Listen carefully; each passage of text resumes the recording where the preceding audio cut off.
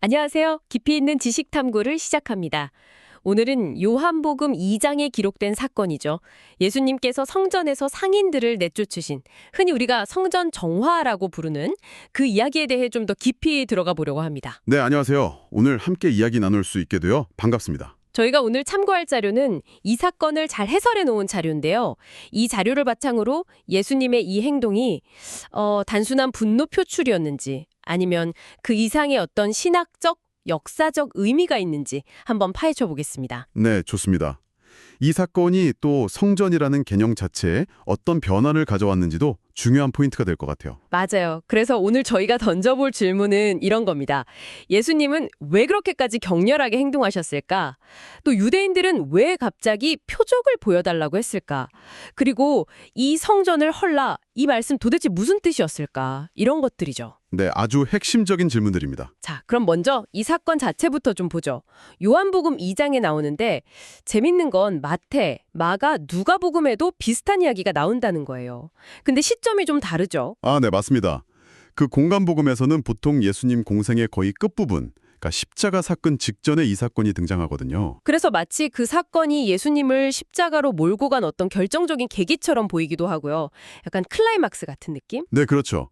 그런데 요한은 이걸 예수님 사역 아주 초기에 배치를 해요. 가나 혼인잔치 바로 다음 사건으로요. 정말 초반이네요. 네, 그래서 요한은 이게 십자가랑 직접 연결된다기보다는 예수님이 행하신 여러 표적들 있잖아요.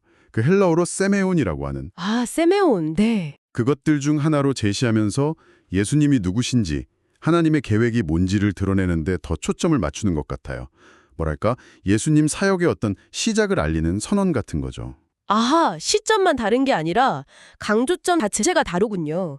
요한은 이걸 예수님의 정체성을 보여주는 표적으로 본 거네요. 네, 그렇게 해석할 수 있습니다. 그럼 사건이 일어난 배경도 좀 살펴볼까요? 때가 유월절이 가까웠다고 하는데요. 네, 유월절. 아시다시피 이스라엘 민족에게는 최대 명절이죠. 이집트 탈출 기념하는. 그래서 정말 많은 사람들이 예루살렘 성전으로 모여들던 시기였습니다. 희생 제사를 드려야 하니까요. 그렇죠. 당시의 유대인들에게 성전은 정말 중요한 곳이었겠네요. 그럼요. 신앙의 중심이고 민족 정체성의 상징이었죠. 근데 이 성전도 역사가 좀 복잡하잖아요. 솔로몬 성전은 파괴됐었고. 네, 바벨론 포로 이후에 스룹바벨이 다시 지었고요. 맞습니다. 근데 그 스룹바벨 성전은 좀 초라했다고 하죠. 그래서 예수님 시대의 성전은 헤롯 대왕이 어마어마하게 증축한 건물이었어요. 유대인들 환심도 사고 자기 과시도 하고. 아, 그 유명한 헤롯 성전. 본문에 보면 유대인들이 이 성전은 46년 동안 지었건을 이렇게 말하는 대목이 나오던데 그게 바로 이 헤롯 성전을 두고 하는 말이군요. 네, 맞아요.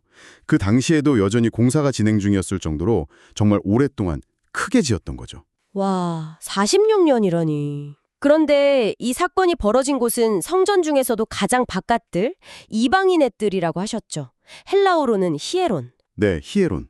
이름 그대로 이방인들도 들어와서 기도할 수 있도록 만들어 놓은 넓은 공간이에요. 근데 바로 여기가 문제가 된 거군요. 그렇습니다. 예수님이 가보시니 거기가 기도하는 곳이 아니라 완전히 시장 바닥처럼 되어 있었던 거죠. 시장이라니요. 성전 안에서 어떻게 그럴 수가 있죠? 이게 유월절하고 관련이 깊은데요. 제사를 드리려면 흠없는 제물이 필요하잖아요. 네, 그렇죠. 율법에 따라. 근데 멀리서 오는 순례객들이 그 제물을 직접 끌고 오기가 어렵죠. 또 가져와도 제사장들이 검사하면서 퇴짜 놓는 경우도 많았고요. 아주 까다로웠어요. 현실적인 어려움이 있었겠네요. 그래서 이제 편의를 위해서 성전 뜰 안에서 제물용 소나 양, 비둘기 같은 걸 파는 상인들이 생겨난 거예요. 여기까지는 이해가 갈 수도 있는데 그런데 문제가 있었군요. 네, 문제는 이 상인들이 성전 지도층하고 일종의 결탁을 한 거죠. 그래서 독점적으로 장사를 하면서 순례객들한테 폭리를 취했다는 거예요. 독점적 지위를 이용해서? 네, 그리고 또 하나가 돈 바꾸면 사람들이었어요. 콜리비스테스. 돈은 왜 바꿨나요? 당시에는 로마 제국 시대니까 로마 동전이 쓰였잖아요. 근데 그 동전에는 황제 얼굴이나 이방 신 그림 같은 게 새겨져 있었거든요. 그래서 성전에서는 쓸 수 없었겠네요. 그렇죠. 우상숭배 문제 때문에 성전세를 낼 때는 그런 돈을 못 썼어요. 그래서 성전에서만 통용되는 특별한 은화, 티리안 세겔이라는 걸로 환전을 해야만 했습니다. 환전. 아, 그럼 거기서 또 수수료를. 네, 맞아요. 환전상들이 높은 수수료를 떼면서 엄청난 이익을 챙겼던 거죠. 이야, 결국 하나님께 예배드리러 온 사람들을 상대로 그것도 성전 안에서 종교 지도자들까지 연루돼서 돈벌이를 하고 있었다는 거네요. 네, 마가복음에서는 예수님이 거기를 강도의 소굴이라고 부르셨는데 정말 그 표현이 딱 맞는 상황이었던 거죠. 그 부당 이익의 상당 부분이 당시 최고 의결 기구였던 사내들인 쪽으로 흘러들어갔다고 하니까요. 아, 구조적인 부패가 아주 심각했군요. 이걸 보신 예수님의 반응이 그래서 그렇게 격렬하셨던 거군요. 노끈으로 채찍까지 만드셔서. 네. 양이랑 소를 막 내쫓으시고 돈 바꾸는 사람들 돈 다 쏟아버리고 상을 막 엎으시고 정말 당시로서는 상상하기 힘든 엄청난 행동이었죠. 성전의 권위를 생각하면요. 그쵸. 정말 충격적이었을 것 같아요. 근데 이 행동과 함께 하신 말씀도 아주 중요하죠. 내 아버지의 집으로 장사하는 집을 만들지 말라. 네, 바로 그 말씀. 내 아버지의 집, 오이코스트 파트로스. 여기서 내 아버지라는 이 표현이 정말 중요합니다. 내 아버지요?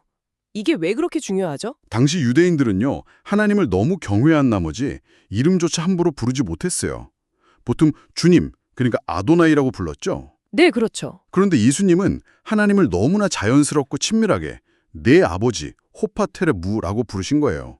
아들이 아버지를 부르듯이요. 와, 그건 정말 파격적이네요. 네, 이건 단순히 친밀함을 넘어서 자신이 하나님과 아주 특별한 관계, 거의 동등한 관계에 있다는 선언처럼 들릴 수 있는 거죠. 그래서 요한복음 다른 곳 보면 유대인들이 예수님을 죽이려고 했던 이유 중 하나가 바로 이것 때문이라고 나와요. 하나님을 자기 친아버지라고 불러서 신성 모독했다는 거죠. 아, 그런 배경이 있었군요. 내 아버지의 집이라는 한마디에 그렇게 엄청난 의미가 담겨 있었네요. 그렇죠. 거기에다 장사하는 집 오이콘 엠포리우이라는 비판까지 더해지니 이건 뭐 성전의 본질이 완전히 왜곡됐다는 정면 비판인 거죠. 정말 강력한 메시지입니다. 이런 예수님의 행동과 말씀에 유대인들이 가만히 있진 않았겠죠. 네, 당연히 당황하고 또 분노했겠죠. 그래서 예수님께 따져 묻습니다. 당신이 뭔데 이런 일을 하느냐? 당신에게 그런 권위가 있다면 그 증거, 즉 표적, 세메이온을 보여달라. 이렇게 요구하는 거죠. 권위를 증명하라는 거군요. 그런데 예수님의 대답이 또 엄청나게 뭐랄까 수수께끼 같아요. 너희가 이 성전을 헐라. 내가 사흘 동안에 일으키리라. 네, 정말 충격적인 대답이죠. 여기서 주목할 단어가 또 있어요. 바로 성전이라고 할 때 쓰신 나오스라는 단어입니다. 나오스요? 아까 이방인의 뜰은 히에론이라고 하셨는데 다른 건가요? 네, 달라요. 히에로는 성전 경내 전체, 그러니까 뜰까지 포함하는 넓은 개념이라면 나오스는 건물 그 자체, 특히 그 중심부에 있는 가장 거룩한 곳, 그러니까 지성소를 가리키는 말이에요. 아, 그럼 예수님은 지금 단순히 바깥들의 장사 문제를 넘어서 성전 건물 그 자체, 그 핵심을 이야기하고 계신 거네요? 맞습니다. 훨씬 더 근본적인 이야기를 하고 계신 거죠. 그리고 헐라는 헬라어로 리사테인데 이게 그냥 부서라는 뜻만 있는 게 아니라고요. 네, 이 리사테가 풀어주다, 해방시키다, 놓아주다 이런 의미도 가지고 있어요. 그래서 단순히 파괴 명령이라기보다는 이제 그 돌로 된 건물 중심의 신앙에서 좀 벗어나라, 해방되라는 그런 뉘앙스도 풍기는 거죠. 아하, 그런 깊은 뜻이. 그럼 일으키리라는요? 이것도 그냥 짓는다는 뜻이 아니라고 들었는데요. 네, 맞아요. 이르키리라는 헬라어로 에게이로인데 이게 보통 건물을 짓다, 오이코도메오는 단어랑 달라요. 에게이로는 잠에서 깨우다, 일으켜 세우다 이런 뜻도 있지만 결정적으로 죽은 자 가운데서 다시 살아나다, 즉 부활을 의미하는 단어예요. 와, 부활이요? 그럼 예수님 말씀은 너희가 이 성전 건물을 무너뜨리면 내가 사흘 만에 부활할 것이다. 이런 뜻이었던 건가요? 네, 바로 그겁니다. 완전히 다른 차원의 이야기였던 거죠. 물론 그 말을 들은 유대인들은 황당했겠죠. 아니 46년이나 걸려서 짓고 있는 이 거대한 건물을 어떻게 사흘 만에 다시 세우냐. 말도 안 된다고 생각했을 거예요. 그렇죠. 그들은 철저히 눈에 보이는 건물로만 이해했으니까요. 그런데 바로 이 지점에서 요한이 아주 친절하게 해설을 딱 달아줍니다. 그러나 예수님은 성전된 자기 육체를 가리켜 말씀하신 것이라. 아, 여기서 육체라고 번역된 단어, 소마. 이것도 중요하죠. 네, 소마. 이게 그냥 우리 살덩어리, 고깃덩어리, 사르크스를 말하는 게 아니라 한 사람의 인격 전체, 그 존재와 삶 전체를 아우르는 개념이라고 하죠. 맞습니다. 그러니까 예수님은 내 몸, 즉 나의 삶과 죽음, 그리고 부활이야말로 진짜 새로운 성전, 나오스가 될 것이다 라고 말씀하신 거예요. 하나님이 진짜 거하시는 곳, 인간이 하나님을 만나는 새로운 장소는 이제 돌건물이 아니라 바로 나 자신이다. 이런 혁명적인 선언인 거죠. 와, 정말 엄청난 선언이네요. 보이는 성전의 시대가 끝나고 이제 예수님 자신이라는 보이지만 살아있는 성전의 시대가 열린다는 선포군요. 그렇죠. 그래서 요한은 덧붙여 말하잖아요. 제자들조차도 처음엔 이 말씀이 뭔지 몰랐다가 예수님이 부활하신 후에야 그때 그 말씀이 이 뜻이었구나 하고 깨닫고 믿게 되었다고요. 헬라어 동사로 엠네스테산, 기억해내고 나서야 알게 되었다는 거죠. 네, 부활이라는 사건을 통해 비로소 그 말씀의 진짜 의미가 확 드러난 거네요. 정확합니다. 그런데 이 사건 이후의 기록도 좀 눈여겨볼 만한데요. 예루살렘에서 많은 사람들이 예수님이 행하시는 다른 표적들, 세메이언들을 보고 그 이름을 믿었다고 나와요. 네, 예수님의 그런 권위 있는 행동이나 기적들을 보고 사람들이 좀 믿기 시작했다는 거죠. 겉으로 보기에는 긍정적인 반응 같은데요. 그렇죠.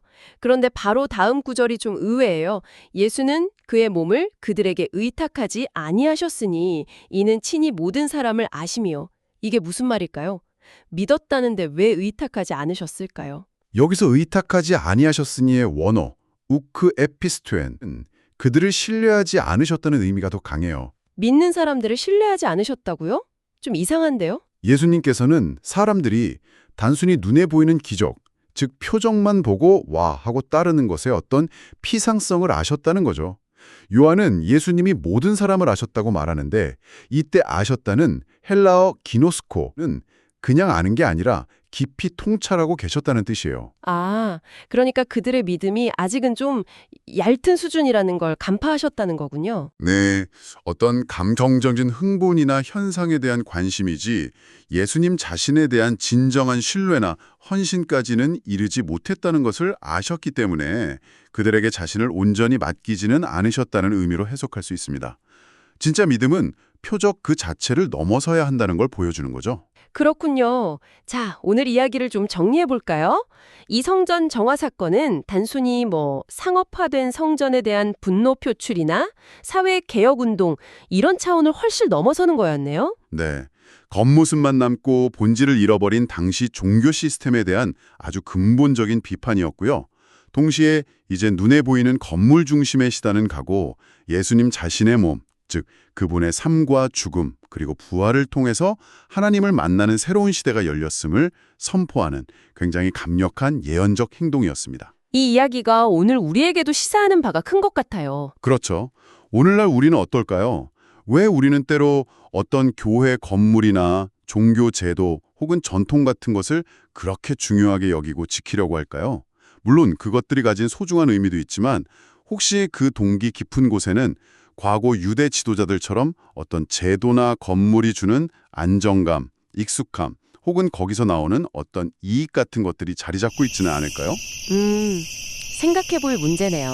신약 성경, 예를 들어 고린도전서 같은 곳을 보면 놀랍게도 우리 자신이 바로 예수님을 믿는 우리가 하나님의 성전이고 하나님의 영이 우리 안에 거하신다고 말하거든요. 네, 맞아요. 우리 몸이 성전이다. 네, 이 관점에서 보면 정말 중요한 것은 의리의리한 건물이 아니라 우리 한 사람 한 사람의 삶과 마음이 하나님께서 기쁘게 거하실 수 있는 그런 거룩한 공간이 되는 것, 즉 하나님과의 살아있는 관계 그 자체가 아닐까 싶습니다. 그렇다면 오늘 이 이야기를 들으신 여러분께 하나님 아버지는 어떤 의미로 다가오시나요? 혹시 나도 모르게 눈에 보이는 어떤 종교적인 형식이나 활동 혹은 특정 장소에 대한 집착 때문에 정작 가장 중요한 그분과의 개인적이고 친밀한 관계를 놓치고 있지는 않은지 돌아볼 필요가 있겠습니다. 우리의 삶 자체가 하나님께서 기쁘게 머무시는 살아있는 나우스가 되려면 오늘 무엇을 새롭게 결단하고 실천해야 할까요? 한 번쯤 깊이 생각해 보시면 좋겠습니다. 네, 정말 중요한 성찰의 지점인 것 같습니다. 오늘 저희의 깊이 있는 탐구는 여기까지입니다. 다음 시간에도 흥미로운 지식의 세계로 여러분을 안내해 드리겠습니다. 감사합니다. 감사합니다.